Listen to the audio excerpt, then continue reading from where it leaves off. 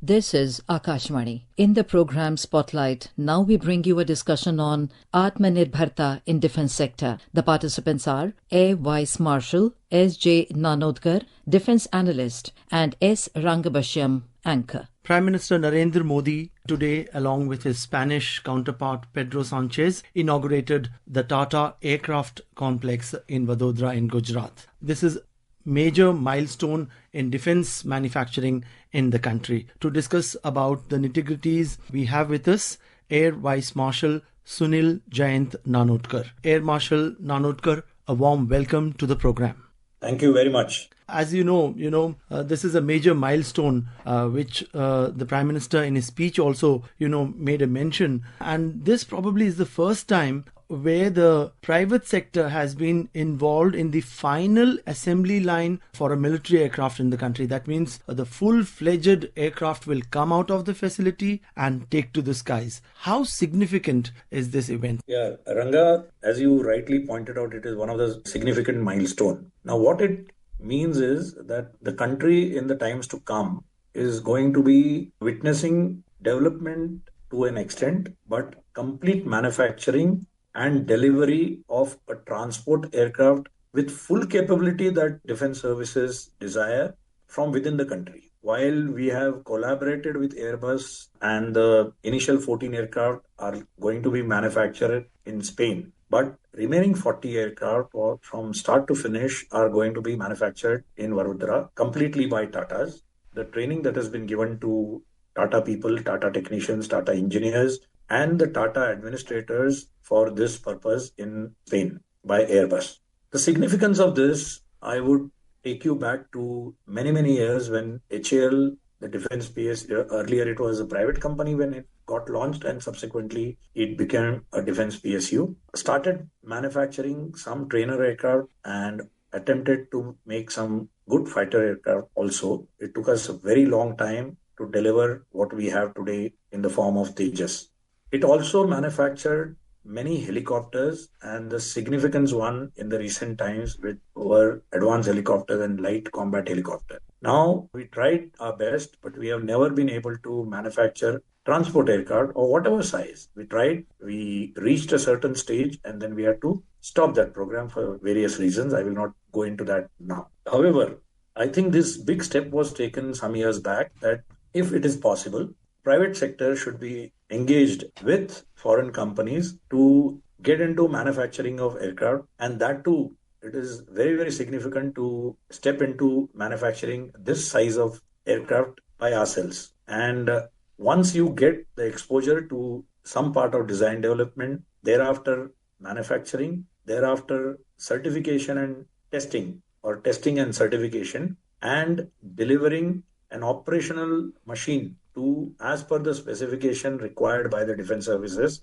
to them. This whole process is a very complicated process. In terms of transport aircraft manufacturing, we have never been able to achieve it. And this is going to be the first time that it is going to happen. And like I always mention, that what one has to look at is what is your national power? What is your national capability? You have to look at it, which also includes all elements, all small elements, I would say, which come together to form a national power. Now, private sector is also one part of your national power. And if you are giving opportunity to that sector to step into defense manufacturing, along with strengthening your defense PSUs, I think it is one of the best things to happen for the country. And we would stand in line with many advanced countries across the globe. And that is a capability today you're looking at when you do take a step like this.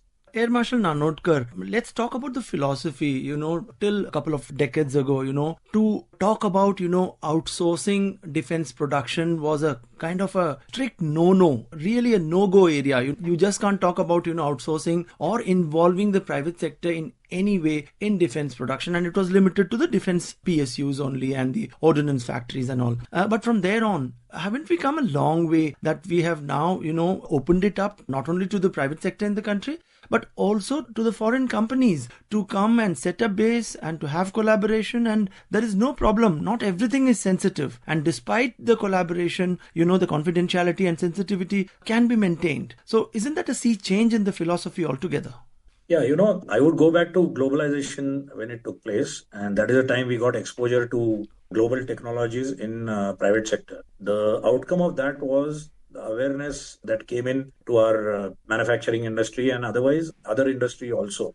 We were always very strong in software sector. That was our main forte many years back, many decades back. And from there, we were not, I don't think we were very certain as to how much of defense sector to be open to the private sector and particularly to the foreign element, because the global scenario was such we were not very certain who is our true friend and who is not. So from there we have come a long way in manufacturing the whole aircraft today. Secondly, two elements that come to my mind in this stepping stone that we have achieved today is that it was good that USA put sanctions on us at one point in time and told everybody else not to give us certain technology. And that gave us a boost to design, develop our own technology. I'll give you one example. When we were designing, developing LCA aircraft, because of the sanctions, we could not get fly-by-wire technology from anybody. And that forced us to design our own fly-by-wire system. Now today, we are designer of one of the best fly-by-wire system which flies on Tejas aircraft, and it will continue to fly on many other platforms that come in future. Now, this technology is the capability of design development of this technology worldwide is available at the most with 5 to 7 countries, and we stand as one of them. And not only we stand shoulder to shoulder with them, our design that is flying on the platform is one of the best in the world, and that was thanks to the sanction. So coming from there today, where the present dispensation in the center is insisting that maximum capability in defense sector has to be indigenized,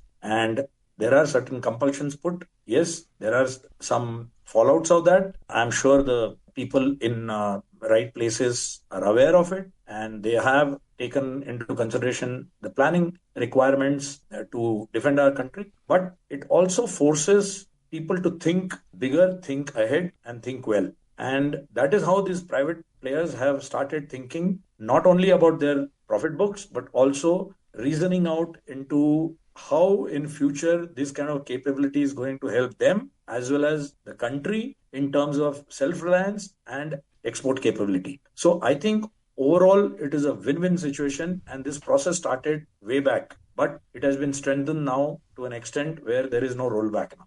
Right. Well, listeners, we are in discussion with Air Vice Marshal Sunil Jayant Nanodkar on Atmanirbharta in defense sector. But before we move ahead, let's listen in to what the Spanish Prime Minister Pedro Sanchez said in the inaugural function today. Today, we are not only officially inaugurating a cutting-edge industrial facility, today we're also witnessing how an extraordinary project between two emblematic companies becomes a reality. Prime Minister Modi, this is also the triumph of your vision to turn India into an industrial powerhouse and a magnet for investment and business-to-business collaboration. This partnership between Airbus and Tata will contribute to the progress of the Indian aerospace industry and will open new doors for the arrival of other European companies. This project brings together the best of two worlds. Well, that was the Spanish Prime Minister Pedro Sanchez speaking during the inaugural function. Let's continue our discussion with Air Marshal Nanodkar. Air Marshal Nanodkar, we are also, having the Army Commanders Conference. Actually, it is the second phase which is being held in Delhi after Gangtok, and it is focusing on security and China tensions. Simultaneously, we also have Swavalamban 2024, the Naval Innovation and Indigenization Seminar, which is underway in Delhi. This is again a 2-day seminar showcasing the niche technology for air and defense surveillance. And we are already talking about the inauguration of the Tata Aircraft Complex, which is basically for defense aviation. We have been talking about the significance of this particular project, but if we were to see the aviation sector, the aircraft in tidbits, whether it is the airframe, engines, avionics, software, landing gear, underbelly or interiors, India had previously made attempts to do, a little bit with the help of private sector, but not the complete aircraft being manufactured here. In this context, the manufacture of C-295, isn't that a major step forward, and probably it could, help give an impetus to civil aviation as well? I mean, manufacturing for civil aviation as well. Yes, Ranga, it's a very good point that you brought out. First of all, manufacturing a complete transport aircraft is happening for the first time. Now, while you say that you're manufacturing the aircraft, it's not a complete indigenous product, because we still have to get certain avionics, certain airframe parts from companies abroad. And definitely we are not self-reliant at all on aero engines particularly. We have tried. Therefore, we are going to a little away from saying that we are completely self-reliant as far as manufacturing of aircraft is concerned, whether it is transport, helicopters or fighters. So that will be a dream day when all three we can manufacture totally on our own and all components coming from within. Many developed countries which are manufacturing aircraft also don't do it even now. So we are not, exclusive in that sense. In fact, some of the aircraft parts for Lockheed Martin, Boeing, and many other aircraft manufacturers, Embraer, they're going from India, if you know. And Tata Advanced Systems is one of the company, very major player in that. And not only Tata's, some of the small SMEs and MSMEs, they are involved in exporting certain avionics, certain items for airframe, and significant ones, though, also from going out of India. So we are exporting those to those companies. Yeah. So all in all, if you take an overall view, we have taken the first baby step in terms of manufacturing a transport aircraft on our soil, manufacturing, testing it, certifying it, and delivering it to the defense services. This is the first step. Right. Alongside, Tatas have also signed with Airbus helicopter manufacturing, private sector. And I'm sure that will also help compete with HAL for defense sector. Ranga, all these things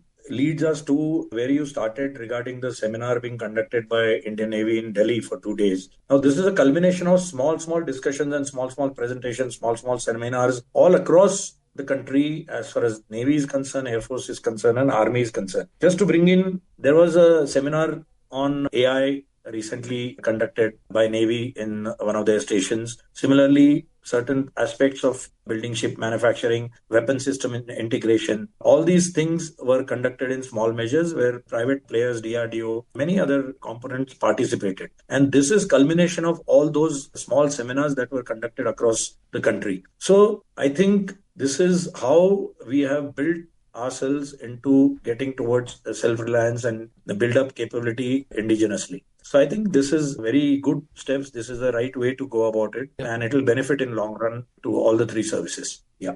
Air Marshal Nanodkar, the Prime Minister in today's function, paid tributes to the former chairman of Tata Group, Ratan Tata, who left us recently. And he also highlighted one thing, the prevailing work culture in the country and in the government, that this particular project, the foundation stone laying, was done in October 2022, and in less than 2 years it has been inaugurated, and the timeline is such that by September 2026, actually the Tata chairman Mr. Chandrasekaran made a public commitment to the Prime Minister saying that the first aircraft will roll out of the facility before the end of 2 years. So don't you think this is indicative of the prevailing work culture in the government?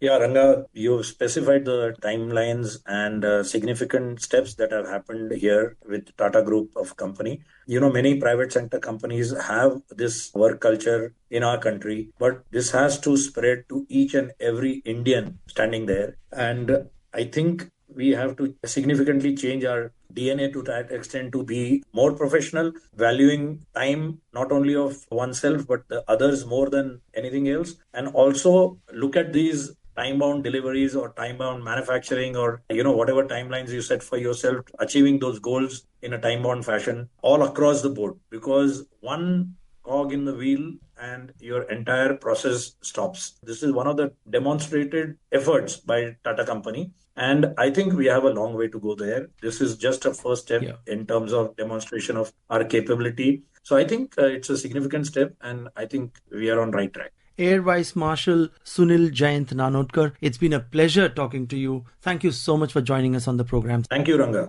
You were listening to a discussion on Atmanirbharta in defense sector. The participants were Air Vice Marshal S.J. Nanodkar, Defense Analyst, and S. Rangabashiam, Anchor. This program was produced and presented by the News Services Division of Akashvani. You can listen to it on our mobile app, News on AIR.